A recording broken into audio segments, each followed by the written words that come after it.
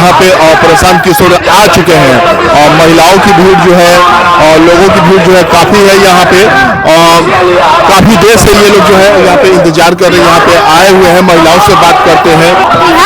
बिहार से हाँ बिहार से कब से लोग इंतजार करो तो नहीं देरी से ये लोग जो है काफ़ी देरी से यहाँ पे इंतजार कर रही हैं और यहाँ पे आए हुए प्रशांत किशोर लोगों को संबोधित करने के लिए। और भी महिलाएं हैं जो काफ़ी देर से पूछते हैं नारायणपुर में क्या समस्या बा? सब कुछ बा बबुआ, बस सब कुछ। हाँ ठीक ठाक बोला सब कुछ। हाँ एक बार यहाँ पे इनसे पूछते हैं नारायणपुर में क्या समस्या बा? समस्या यह बा कि हमने के पेंशन बढ़ जाए, हमने के निकाल बता के रोजगार मिल जाए। क्या बनेला? मिलेला 400 तो मिलेला 400 से का हो। अच्छा हाँ तो 400 मिलेला अभी? हाँ 400 का पैसा। अच्छा ठीक है मालूम है के बारे में? हाँ पैसा बढ़ल बा? अच्छा ठीक है भैया ठीक है। अच्छा कहाँ आइल बनी रहुआ? हमने आलू उनके से भेंट कर देखे खातिर? हाँ बतालन जा कि आल बरन सोन बरन बनले बरन तो नार हम देखम हमने को पहले बालू में चल रहा है, अब हमने गाड़ी से जाता नहीं। चलिए और इनकी जो भी समस्या है ये पेंशन को लेकर इनकी समस्या थी और जैसा कि था बाकी जो भी समस्या है मुखिया की गांव की इत्यादि की लोग कह रहे हैं लोग जो है। और यहाँ पे देखिए ये गमछी ओढ़ के चाचा जी हैं, क्या कहना चाहेंगे? आज यहाँ पे प्रशांत किशोर आए हैं नारायणपुर में। नारायणपुर में प्रशांत किशोर आए हैं, वो बच्चों को बेहतर शिक्षा मिले, रोजी रोजगार मिले। जो हमारा बच्चा जो स्कूल में सरकारी स्कूल में जिसको कि बेहतर शिक्षा नहीं मिल पाता है उसको हमारे प्रशांत किशोर में ऐसा व्यवस्था बनाएंगे जिससे कि बच्चों को बेहतर शिक्षा हो और रोजी रोजगार के लिए जो पलायन कर रहे हैं युवा वर्ग उसको रोजी रोजगार देने के लिए जो बाहर जो दिल्ली हरियाणा पंजाब काम करने जाते हैं वो बेहतर रोजी रोजगार यही मिले। इसके लिए इन्होंने एक संकल्पित है कि हमारा जो भी बच्चा है जो बिहार में ही रहकर रोजी रोजगार करे, इससे बेहतर और क्या होगा। नारायणपुर गांव में क्या समस्या है? नारायणपुर गांव का समस्या है, बहुत सा समस्या है, रोड का समस्या है, गली का समस्या है, फिर इंदिरा आवास का समस्या है, वृद्धा पेंशन का समस्या है, बहुत सा ऐसा समस्या है जो जमीनी स्तर पर नहीं हो पा रहा है। ये गांव का सड़क का क्या हाल है बताइए? हाल ठीक नहीं है।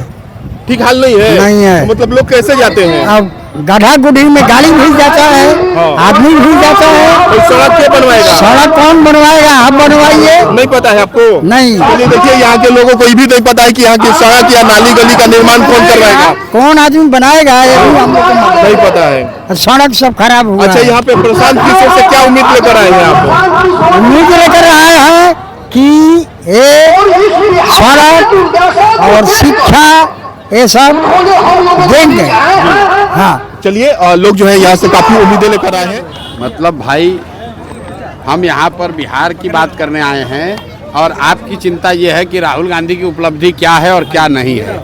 आपको बिहार की चिंता नहीं है, आप बिहार में पत्रकारिता कर रहे हैं, लेकिन आपको चिंता ये है कि राहुल गांधी की उपलब्धि है कि नहीं है। इसीलिए न बिहार का ये दुर्दशा है। खाली यहाँ का नेता ही दोषी नहीं है, जनता समाज पत्रकार सब लोग इसी में शामिल हैं। बिहार में पढ़ाई बेरोजगारी पलायन भ्रष्टाचार ये सब आपको नहीं दिख रहा है। राहुल गांधी का क्या हो रहा है, चाइना में क्या हो रहा है, क्या बेकार की बात है। अशोक चौधरी बोल रहे हैं कि उनको सुप्रीम कोर्ट तक ले जाएंगे। कहाँ तक ले जाएंगे? सुप्रीम कोर्ट तक। भाई उनको बता दीजिए कि सुप्रीम कोर्ट से ऊपर एक और न्यायालय है जिसको अंतर्राष्ट्रीय कोर्ट कहा जाता है, द हेग में है, वहाँ तक चले। ये सर्वदलीय नेता अशोक चौधरी, इनका इतना हालत खराब है, इनको पता है कि नवंबर में ही होने वाले हैं बेरोजगार। फिर से दोहरा देते हैं कि सर्वदलीय नेता क्यों हैं। बिहार में देश में आपने सुना है नेता लोग दल बदलता है।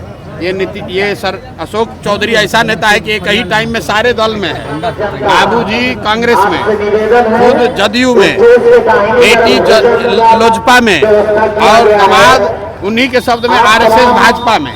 मतलब एक ही बार सारे दल में है। इसके बावजूद जान रहा है कि इस बार सब जगह से चुनाव हारेंगे, बेरोजगार हो जाएंगे नवंबर में।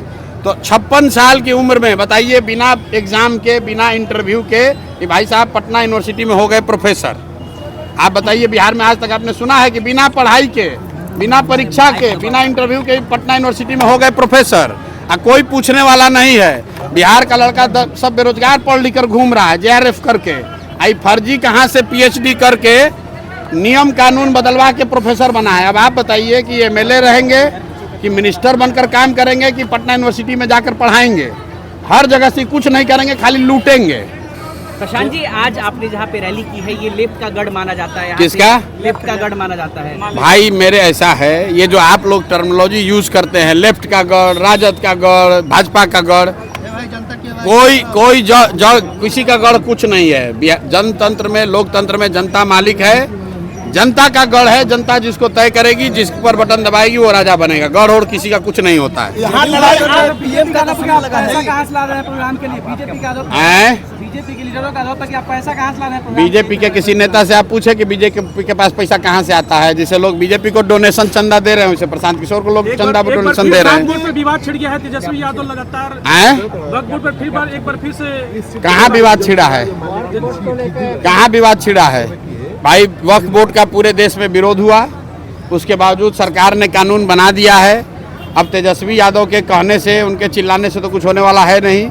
अगर वक्फ बोर्ड से जो प्रभावित लोग हैं वो जमीन पर उतरेंगे, आंदोलन करेंगे और सरकार, केंद्र सरकार उनकी बात मानेगी तो वक्फ बोर्ड बिल में संशोधन होगा। हमने देखा किसानों के लिए देश में कानून बना दिया मोदी जी ने। किसान उससे खुश नहीं थे तो 1 साल किसानों ने संघर्ष किया, दिल्ली को घेरा, तब न कानून वापस हुआ। तो तेजस्वी यादव के और प्रशांत किशोर के बयानबाजी से वक्फ बिल में कोई संशोधन नहीं होगा। उसके लिए लोगों को जमीन पर आना पड़ेगा। लोकतंत्र है, लड़ाई लड़नी पड़ेगी। जो लोग उससे प्रभावित हैं उनको लोकतांत्रिक तरीके से लड़ाई अपनी लड़नी चाहिए।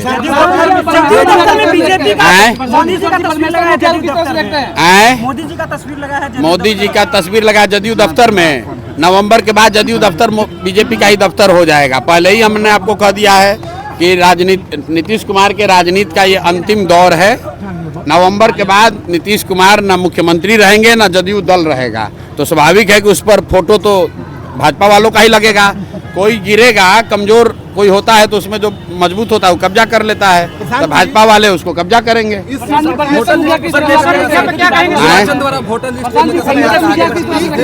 पर लड़ाई पहले महागठबंधन और NDA के बीच होती थी, लेकिन अभी हमने रैंडम सर्वे किया, जनसुराज और महागठबंधन के बीच हो रही लड़ाई। यहाँ पर लड़ाई इस सीट पर कहाँ किस पर क्या होगी तो आप लोग का आकलन का विषय है। मैं इतना जानता हूँ कि इस बार सीधी लड़ाई जनसुराज और NDA के बीच में है और कोई लड़ाई नहीं है। 100% लोग बदलाव चाहते हैं। लोग रुकिए, बदलाव चाहते हैं। लोग तंग आ चुके हैं। लालू आप और हम तो कोई भाषण नहीं दिए, हम बोले भाई भाषण नहीं देंगे, लोग से पूछते हैं। आपने अपना कैमरा वहाँ ऑन रखा था, आप लोग खुद वहाँ सभा में थे। लोगों ने क्या कहा? भाई नीतीश को हटाना है, मोदी के कहने पर वोट नहीं देना है और किसी भी हालत में लालटेन का गुंडा राज, जंगल राज वापस नहीं लाना है। तो कौन बच गया? लोगों ने कहा बच गया जनता। जनता का राज आना चाहिए, जनसुराज आना चाहिए। ये हम नहीं कह रहे हैं, ये तो जनता कह रही है, क्योंकि लोग अपने बच्चों के लिए शिक्षा चाहते हैं, रोजगार चाहते हैं। कोई लड़ाई में नहीं है। जनता के आगे किसी का चलने वाला नहीं है।